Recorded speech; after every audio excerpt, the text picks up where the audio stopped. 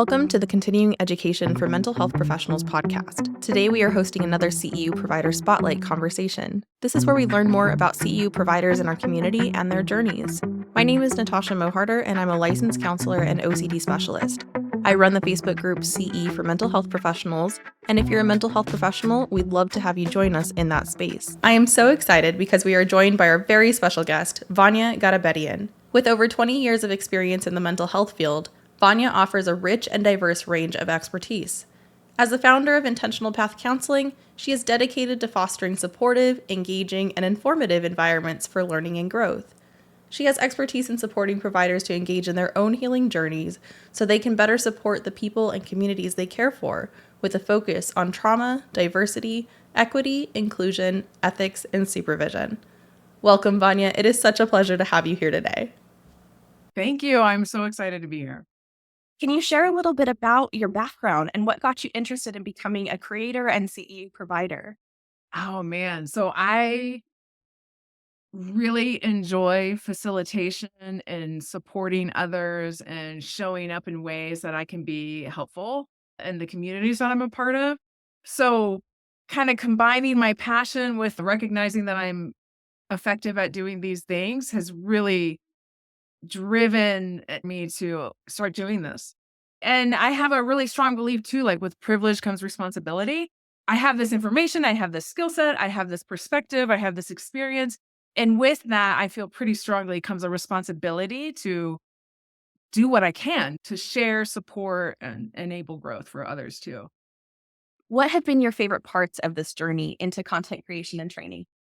Oh my gosh, I think my absolute favorite part is the people that I get to meet and the growth that I get to see. Like, there is nothing that I like better than watching someone go from one place to another in a direction that they haven't been able to move before, or a new insight, a new awareness. I'm really driven by people and community building and connection. Yeah, that's what I love. I also get pretty nerdy with information and research, so I really enjoy the deep dives too into information. One of the things that I think about with content creation is by the time that they are done taking our training, what is it that we hope to help them to accomplish?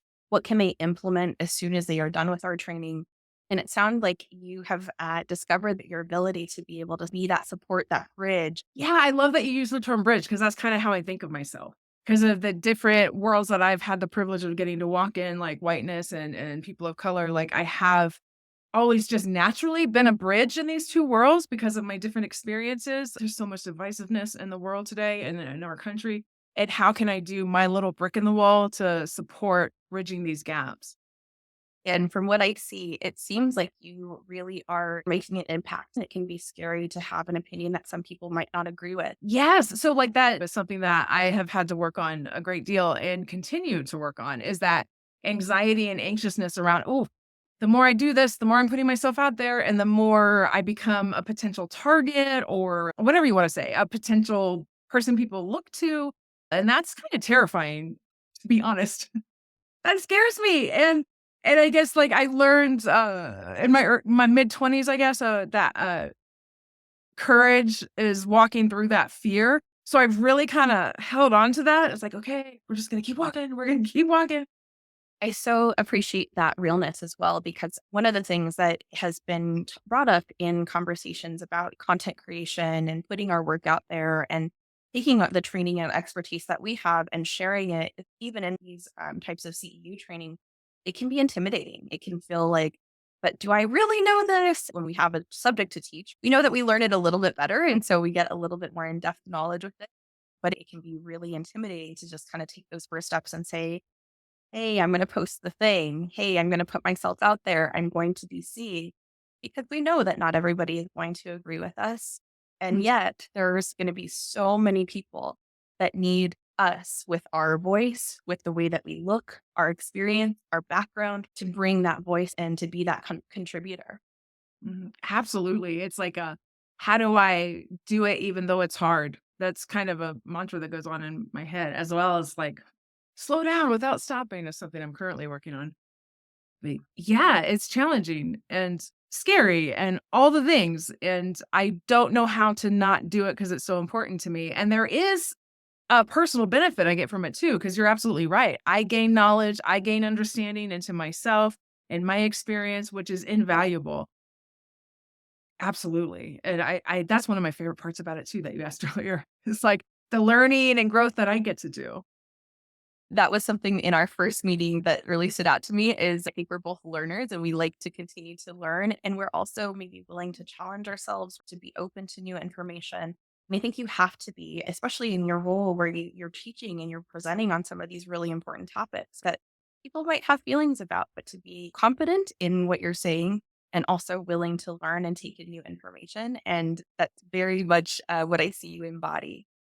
Yeah, thank you. It's really important. I believe this strongly that those of us that are working in the service fields of supporting people through their growth, to say the hard thing, to bring the hard conversation, and to do it in a way where we're not isolating anybody. I mean, it's not going to be perfect, right? I make mistakes all the time. And I actually use that as part of my learning. Like, I'm going to demonstrate to you how fallible I am and how human I am. And hopefully that creates space for people to be vulnerable. And it's really, I think it's important for me to say the hard thing and bring because if not us, who? We are like the front lines in mental health and supporting people in their growth. Who, if it's not us? Right. Going back to that sense of kind of responsibility Mm. and what keeps us going for sure. So, next question. What have been some of your least favorite parts into this journey of content creation? Yeah, so I am pretty severely ADD, like I have been my whole life. So I get lost in information, and I have like this, and I don't know if it's my least favorite part. Well, I guess this is the most challenging part. I'll say it like that. So I'm out here, I'm in the macro, and it's a lot of time and energy for me to bring it in. So the most challenging part I'll say is when I'm doing the deep dive and I'm doing the research and all of that, I end up with so much information and such this huge kind of thing that it's a process that I've learned about myself and how I go through it and have worked on some acceptance around it, and it's still challenging to bring it in to where we are right here, right now, and how I can kind of get lost in that. I guess maybe the least favorite part might be putting the folders together. Like, yeah, like that, the actual administrative part, right? Like making the copies, putting the folders together, and PowerPoints. I'll be honest, I am not a fan. And I do them and I provide them because it's beneficial and there's different kind of learners and it's a struggle. So that's challenging for me as well. Again, I so appreciate your realness with this. What I kind of stumbled upon is that a lot of us content creators are neurodivergent and that natural struggle that comes with it. And like we can get bored easily. Do you have any kind of tips and tricks for anybody who might also struggle with this? Oh my gosh, it's so funny because I do get bored easily, which is also one of the reasons I do so many of the things that you see me doing. Because if I'm doing just one thing, I can't. I need to do other things as well to keep myself invested. And for me, what's really important is I have to be passionate about it because of all the background work. Like there's so much that goes into for me, like training. Like what people are seeing is like just a tip of the iceberg of work that's underneath. And in order for me to be able to stay engaged in that iceberg of work, I have to be passionate about it. So I really encourage people to go with what they resonate with, it's not hard for them to get their values in alignment with. Like I'm not going to do workshops around topics that they're important and they're helpful, and I'm gonna let the ones who have that passion and drive do those, because it's just gonna end up feeling like tedious and laborious. Because it's a lot of labor, so I really need to be invested and in alignment with my values and what I think is important. And time is our most valuable resource. And Mm. so if we're going to spend time engaged in research and training, it really does matter what we're studying or what we're interested in. And then I think it really can come across in our trainings as well. Absolutely. I don't know if you've ever been to a training where you can tell the person's just really not, they're just doing their job. That I can't do it. I learned that about myself at a very early age too. Like if I'm going to be working, I'm going to do something that I'm really passionate about. So, another question, you have a passion for supporting providers to engage in their own healing journey. so that they can better support the people and communities they care for. What is it about these topics that gives you energy and commitment to keep getting out there and training others? Oh my gosh, it's so important. It's such important work. It's one of my top values as a person in this world, existing with other people in this world, and also my own personal experience. And when I was in school, they're like, oh, this whole cultural competency. And I remember thinking, how am I expected to be culturally competent on other people's cultures?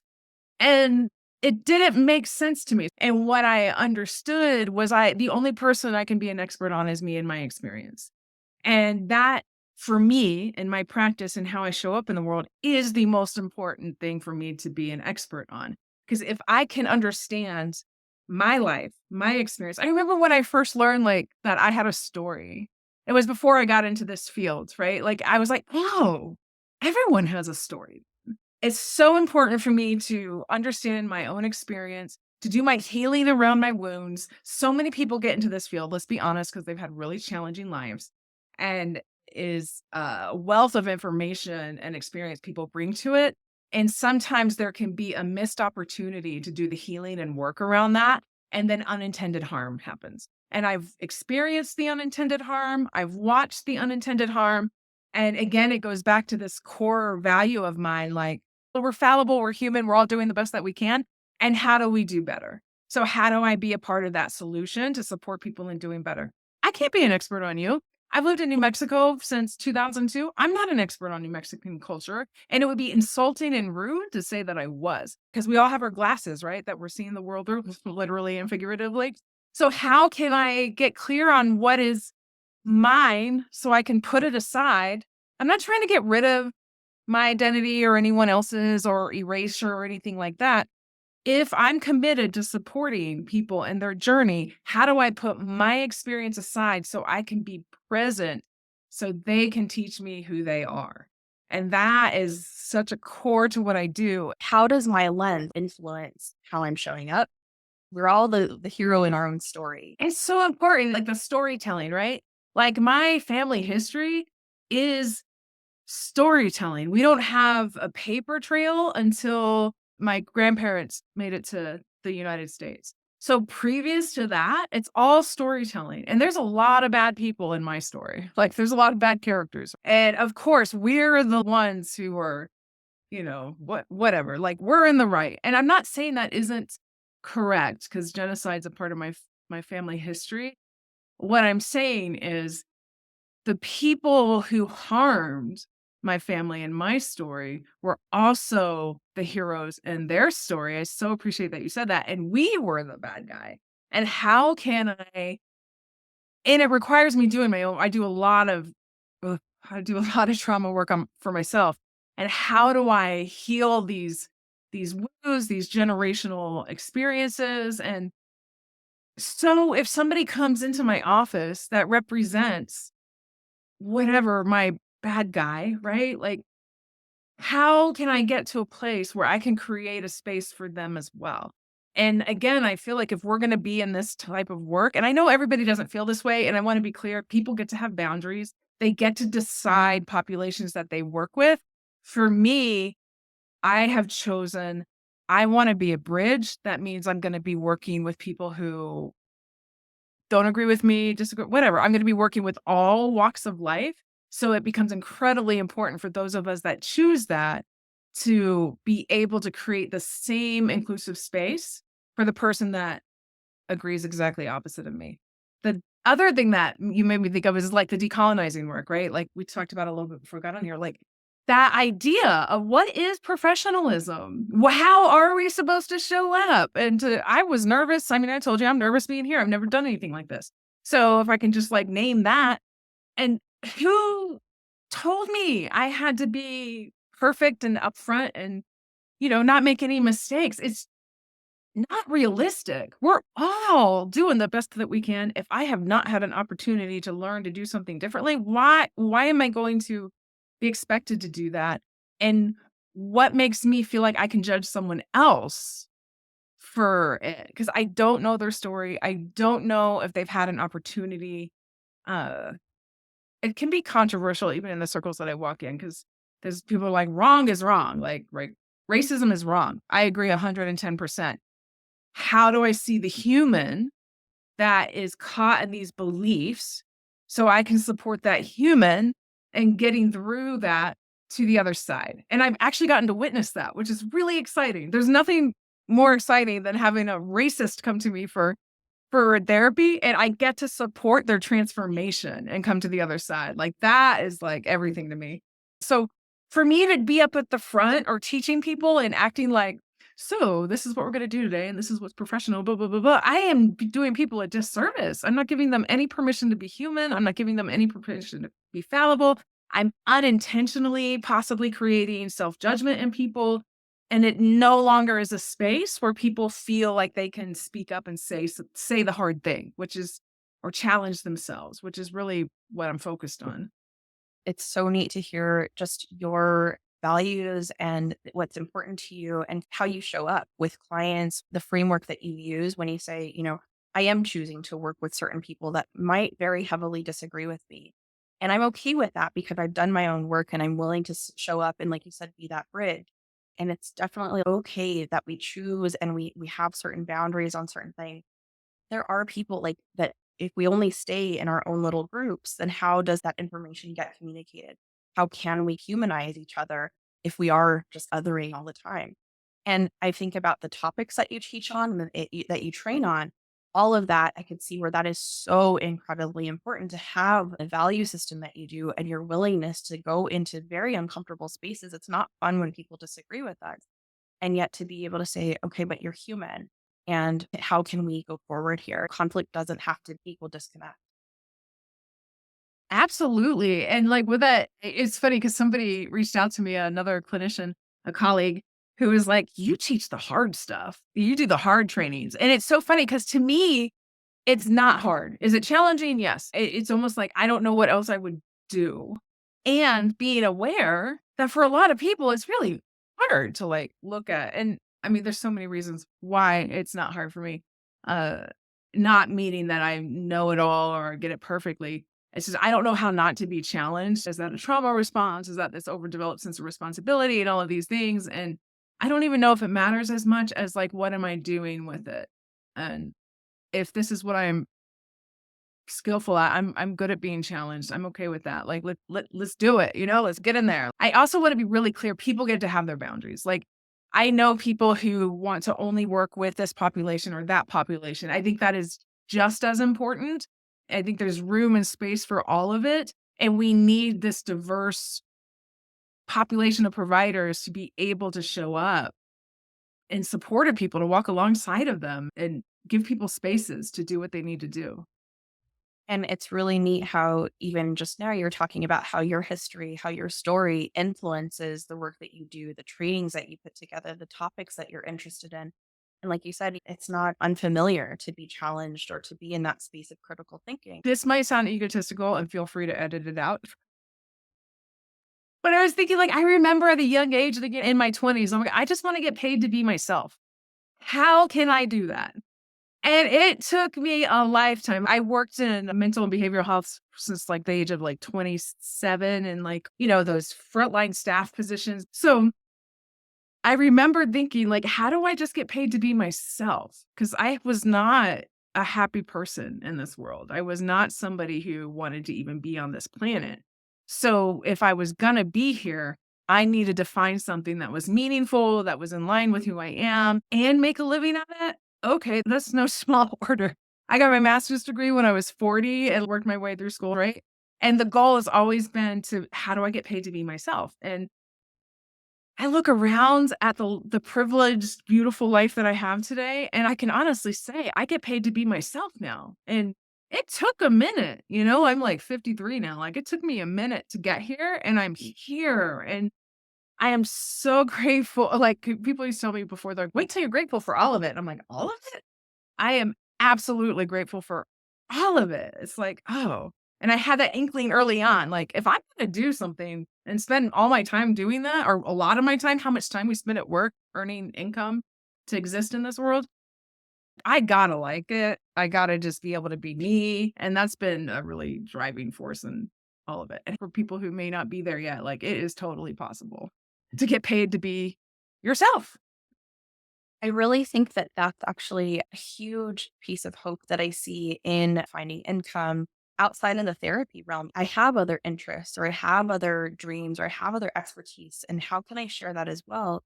And training for a lot of people can be kind of a natural avenue. A lot of us are natural learners, and a lot of us like to share that knowledge.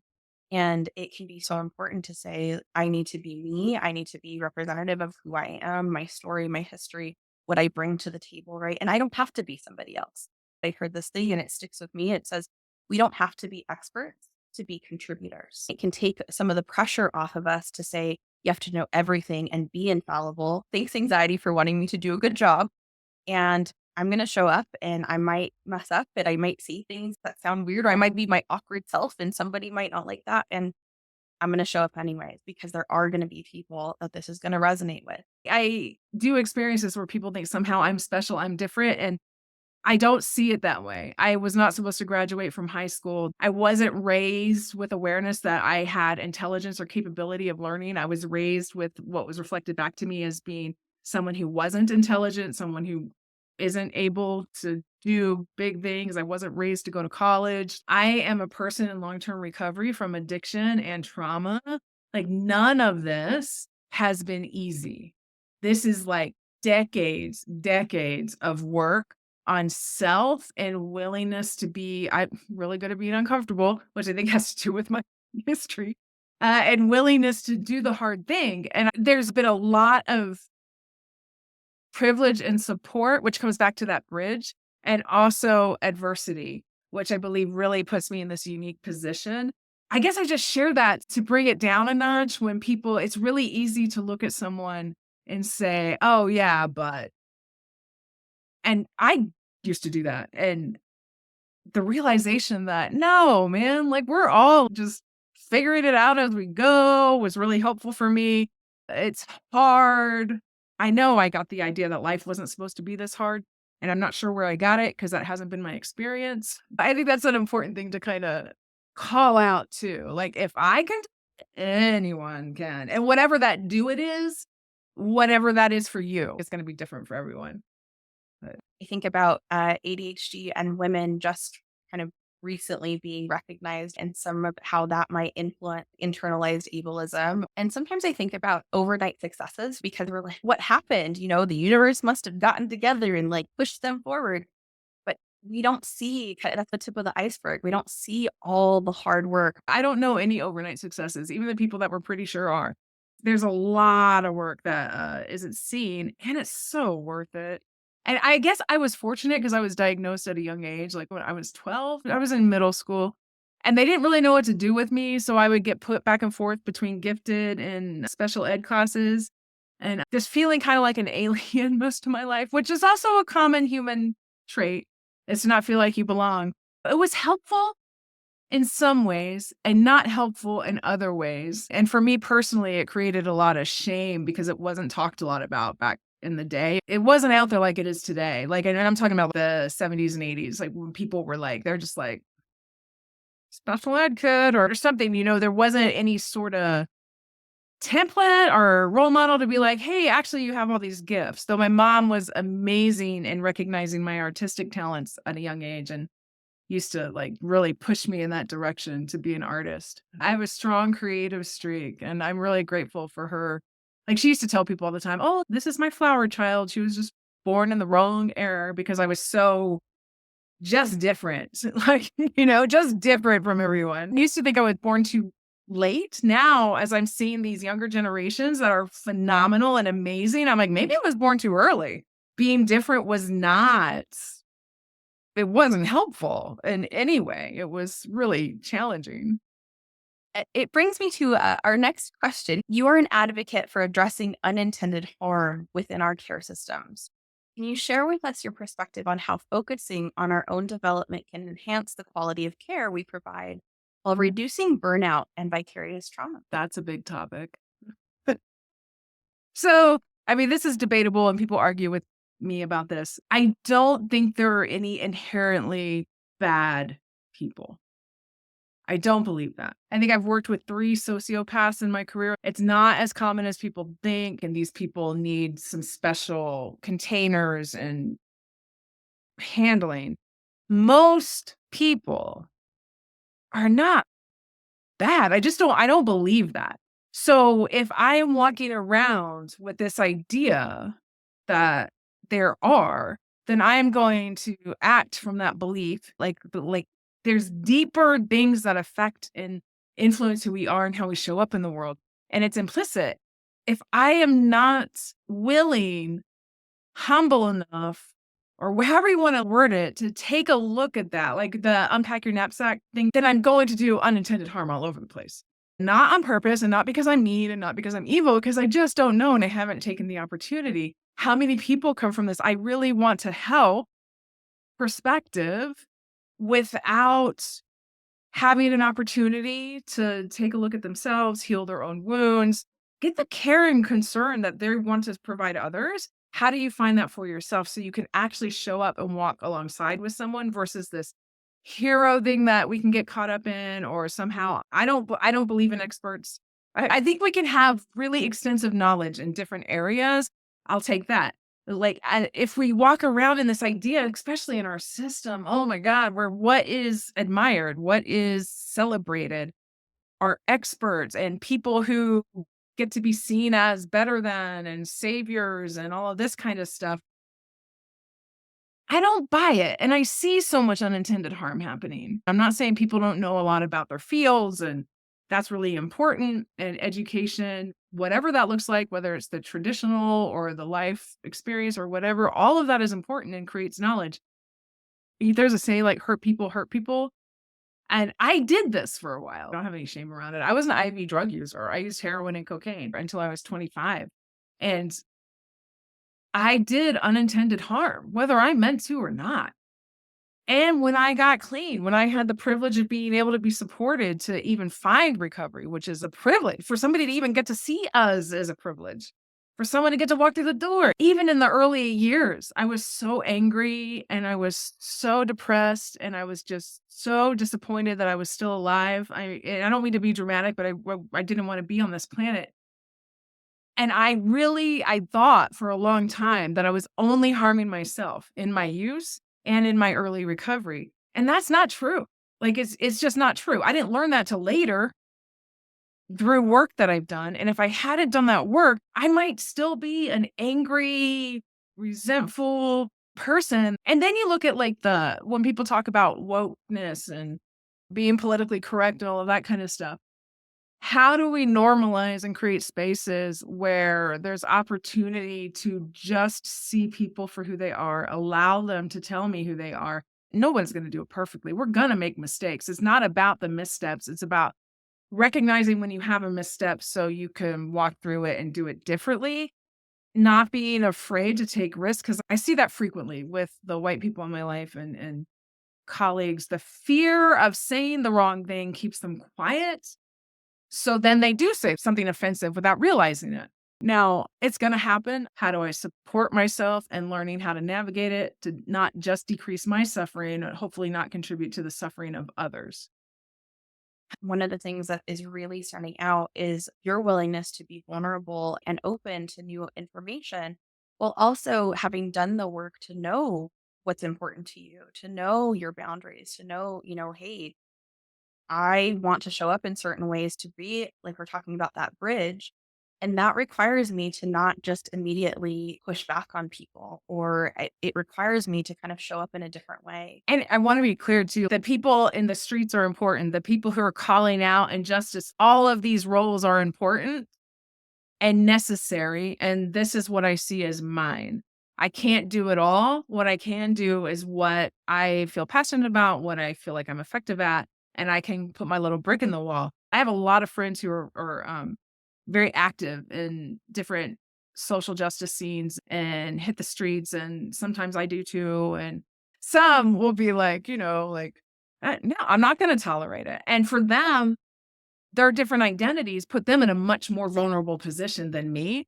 So it's also recognizing where do I sit with my privilege. So I'm not getting mad at my friends I'm actually in an alignment with them and supporting them and understanding they're in a different world than I am. Like my friends who are a part of the LGBTQI community, my friends who are darker skinned than me, they're having a different experience. And by no means am I saying put yourself out there in these ways. I'm saying, what do you have to do first to keep yourself safe and participate in the way? I like to say this a lot too, like with my white friend, that's sustainable. So you don't quit. Slow down without stopping.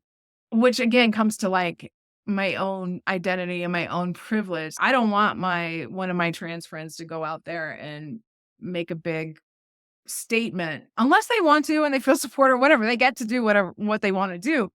I know I can do that and not fear that I'm going to be attacked for being a trans person. We can have the same sort of goals, and that might look different in how we actually do that. So, we discovered that we had similar passions for trainings and getting the word out about these opportunities to facilitate provider growth. While the Facebook group I facilitate focuses more nationally, you've created a growing community of local professionals in New Mexico. Can you share a little bit about how that community came to be and what it's like focusing on a local population? Yeah. So it's funny because for me, it came down to me and another colleague kind of being a little overwhelmed and frustrated with the local practice page. The frustration was how do we sort through all the noise because there's so much participation there to find a workshop. I'm really passionate about like support local when you can. Me and a colleague were talking, we were like, oh, so like, how do we create a space that is just for CEUs, for New Mexicans, by New Mexicans, so it's a lot simpler to be able to find what you're looking for if you want to support local versus one of the big companies out there. New Mexico is a very unique state. So a workshop that works on the East Coast or even in Texas or on the West Coast may not work here. So being considerate and conscientious of that and taking into account all the different indigenous people who live here and all the different populations and identities.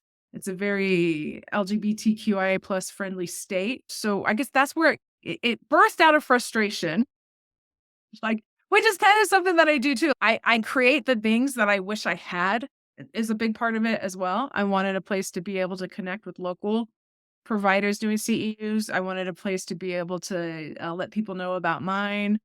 So that's really where it was birthed. You had mentioned earlier that you like when things make sense to you, right? And even if you have to figure out different avenues to make it work, you are willing to do it. And that group is growing. That group really seems like it's a very valuable resource in the community. And for providers who actually might also want to start a local CEU focused virtual community, do you have any suggestions on how to do that or how to even go about starting?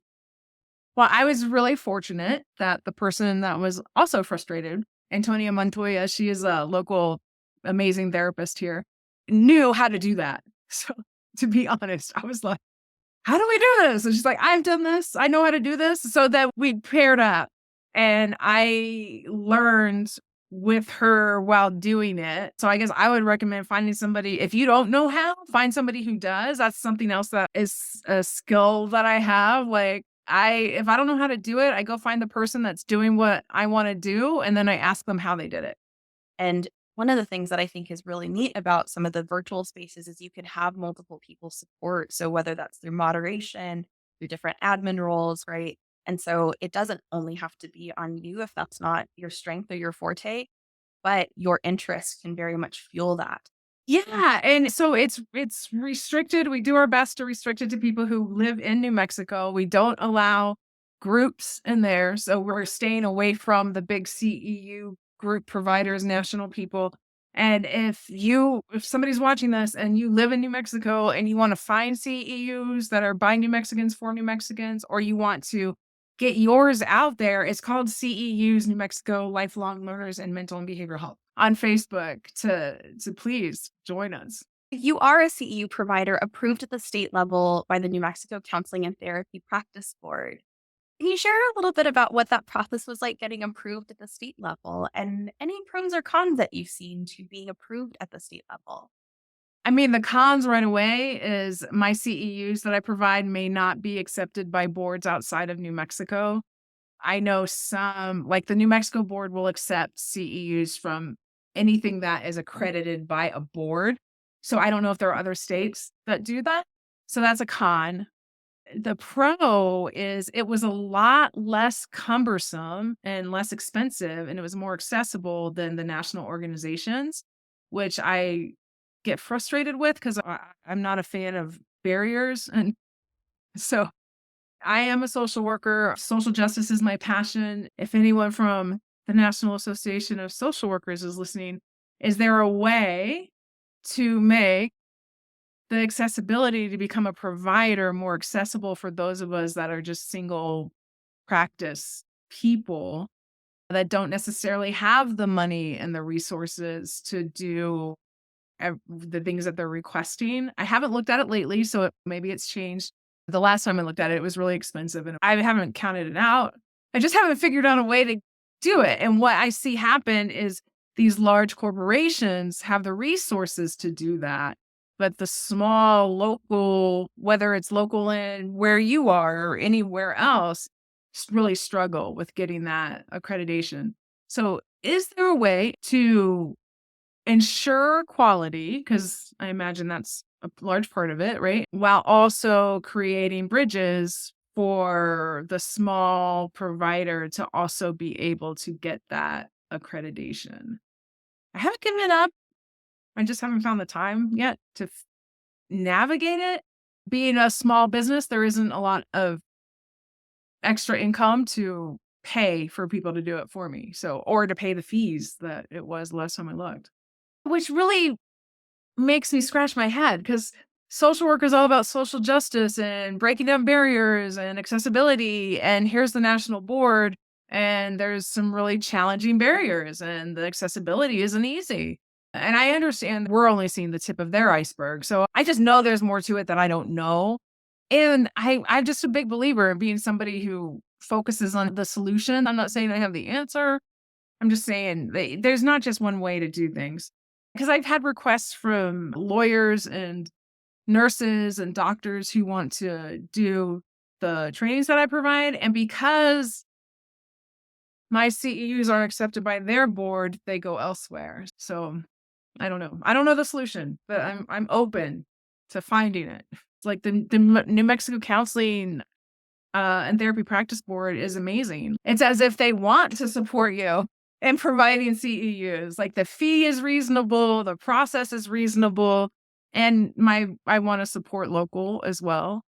So it's a both and. I'm really passionate about our dollars go further when we are focused in our state. As being a small local business, I want to support that as well. So you've mentioned that you prefer in-person training. What about this format do you like most? And what advice would you give to a CEU provider wanting to provide in-person trainings as opposed to a virtual setup? For me, I'm a big believer in the co-regulation and the communication of our nervous systems. So I believe in the value of people being in the same room and the container that can be created in a different way when we're in person. Our nervous systems are all communicating, we're co-regulating, we're creating more personal space where more people take risks with their questions and what they're willing to do. Of course, a lot of that has to do with how it's, how the container is created. And honestly, I mean, that's what I've always loved. I did not know anything about Zoom. I think maybe like a lot of people pre-COVID. And when COVID happened, I was like, I think this will be about like 9 months. I was changing my practice. I was in private practice. I was moving everything into online. I was like a lot of us, all hands on deck. The number of people that I was seeing were off the charts. I don't recommend it. The amount of emotional and physical labor that my practice took increased exponentially. So there was a lack of time. I'm seeing people online, and I thought it wasn't going to be as long as it was. So now what's interesting is this past year, I did my first online workshop And I've been contracted with a couple of places to do online workshops for them. And I also do therapy online, and I've done trainings online. So now I've had this experience of like, oh, we can still create a container. It's different. I'm not going to lie. It is different. And I can also reach more people. So I've got a lot of learning to do, a lot of catching up to do. I got contracted with another great local business, if I can give a shout out, in Vive. It's 2 women own it, and they really focus on helping local small business owners develop their businesses, and they support the local community and addiction and recovery community in so many ways. So they're amazing.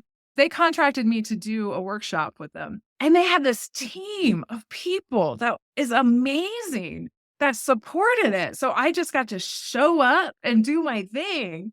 And that was, like, just such a beautiful, different experience than when I just do them on my own. I still prefer in person, and I also like, I have food, I have coffee, I have tea. Like, I like to be able to create this supportive environment where I do what I wish I had.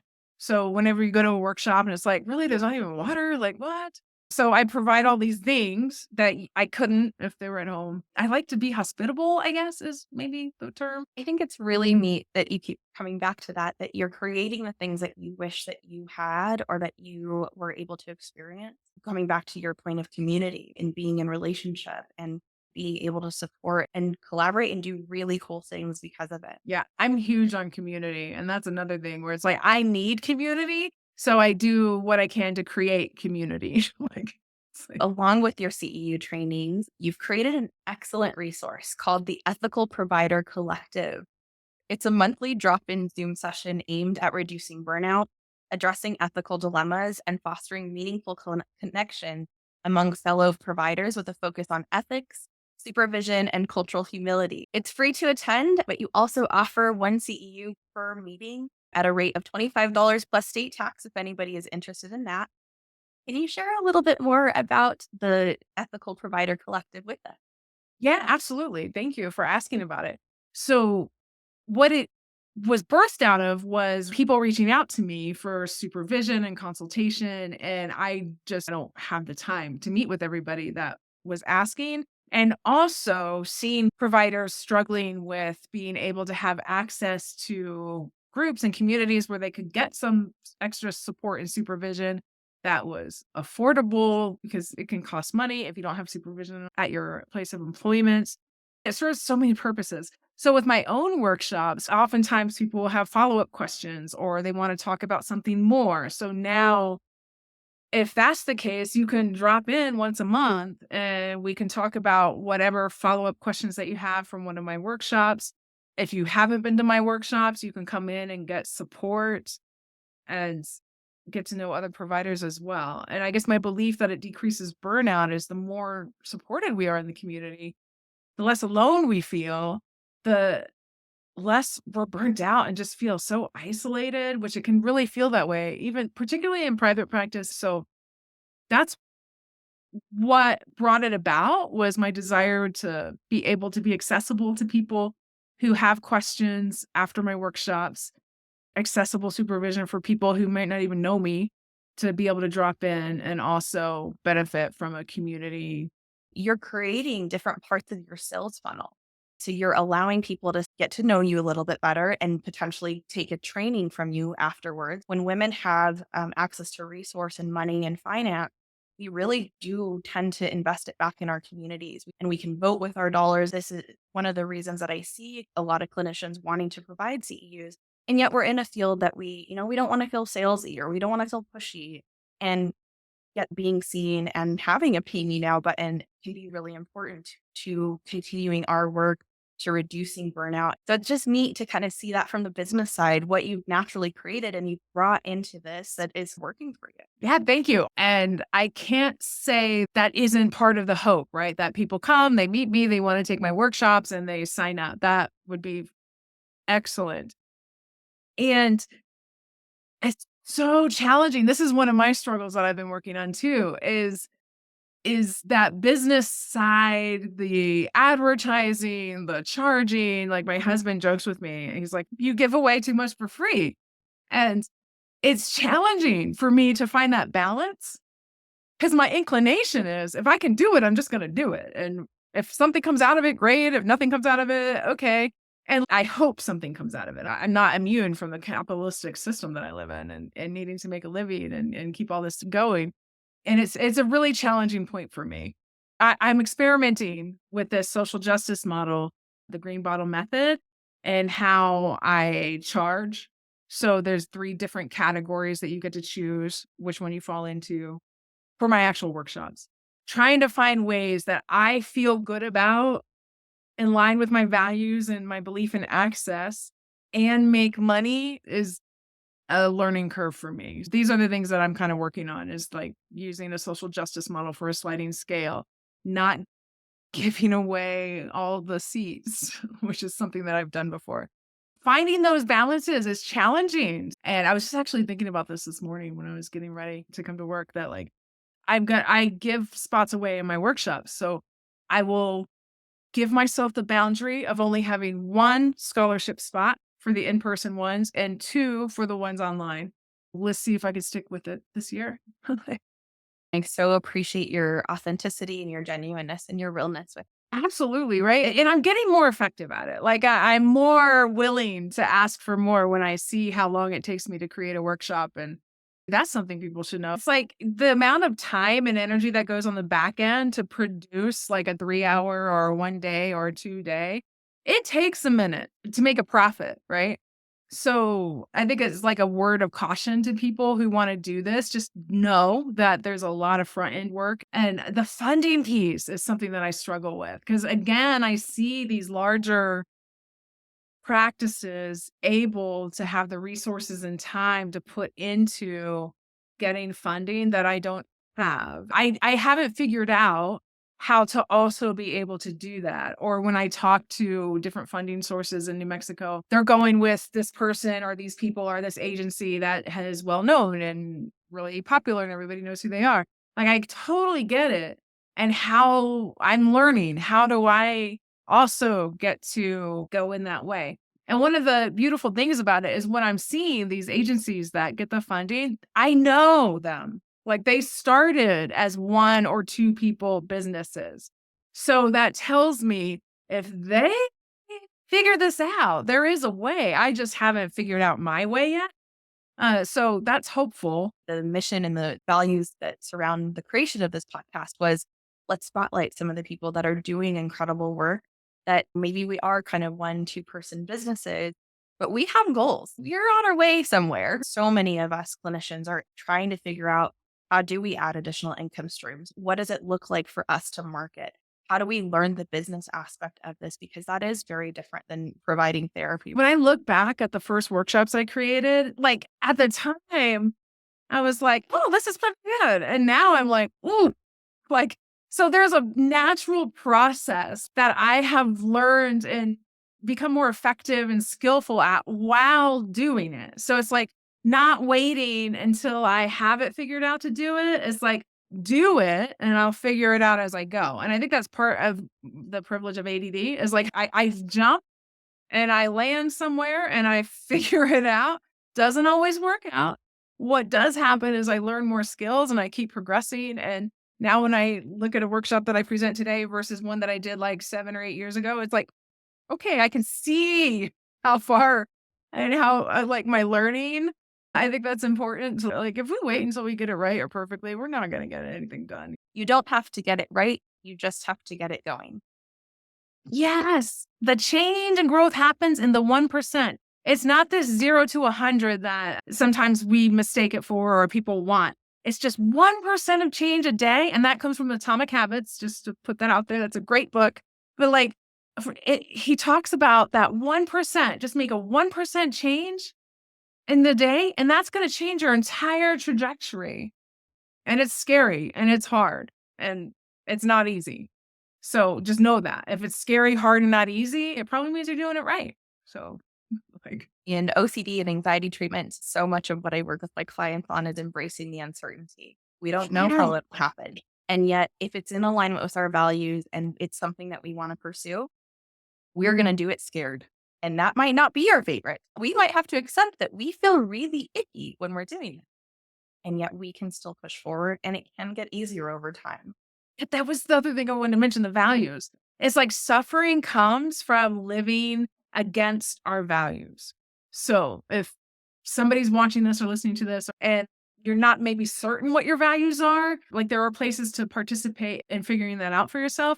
Like when I was putting a needle in my arm, that was going against all my values and my suffering was great. So living in accordance to our values makes the hard things a little bit more like you're willing to do it and our suffering decreases.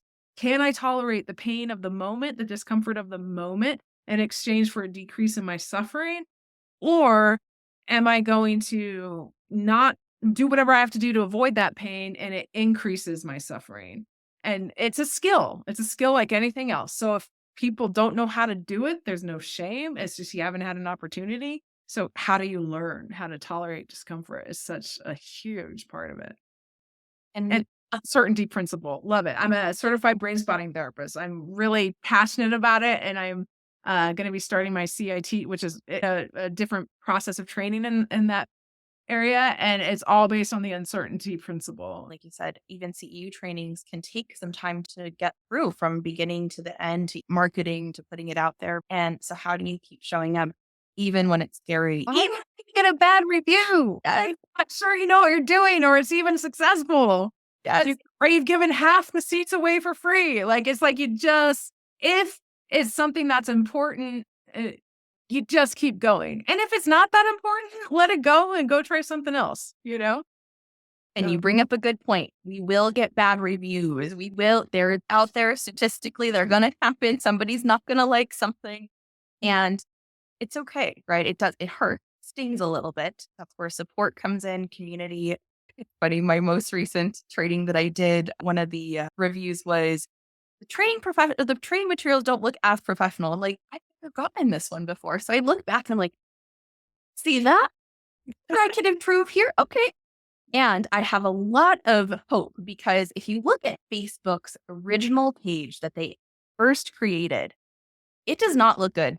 It's really basic and plain. And I'm like, if Facebook can do it, why not us? Thank you very much. Absolutely. And look back at one of your first trainings and it'll give you like a little bit of like, oh, wow. Okay. I've come a far way. Yeah. And those reviews are like, I look at all of them and like sometimes they're really valid points. I'm like, oh, wow, man, thank you. I'm going to take this into consideration. And sometimes it's, I see that I'm just not your cup of tea and I'm not going to change how I do this. That is so important as well. Being able to not just take it because you said this now, I have to change everything. Because there are going to be people that just don't agree with us. And that's okay. That's okay. It's not comfortable. I don't have to like it. I can have feelings about it. And we can still show up for our next training because somebody out there needs to hear it. It's like getting comfortable with the uncomfortability. Absolutely. And like you said, it's a skill. It's such an honor to have you here. This is newer for both of us, but here we are doing it, showing up despite the discomfort and being willing to be seen so that way we can make a bigger impact. And I just want to say thank you because what an opportunity. Hopefully people learn more about me and see what I'm doing and want to like come and hang out either at the Ethical Provider Collective or one of my workshops. So I'm really super appreciated. So where can we find you online? So my website is intentionalpathcounseling.com. For those of you who are interested in learning more about Vanya, her CEU training, and the Ethical Provider Collective, we will link in the description below to all of her resources, to her website. So again, Vanya, thank you so much for your time and for being here and embracing discomfort with me and doing something new and also being seen. I hope that this brings lots of success for you. Thank you so much. What a privilege and honor for me as well.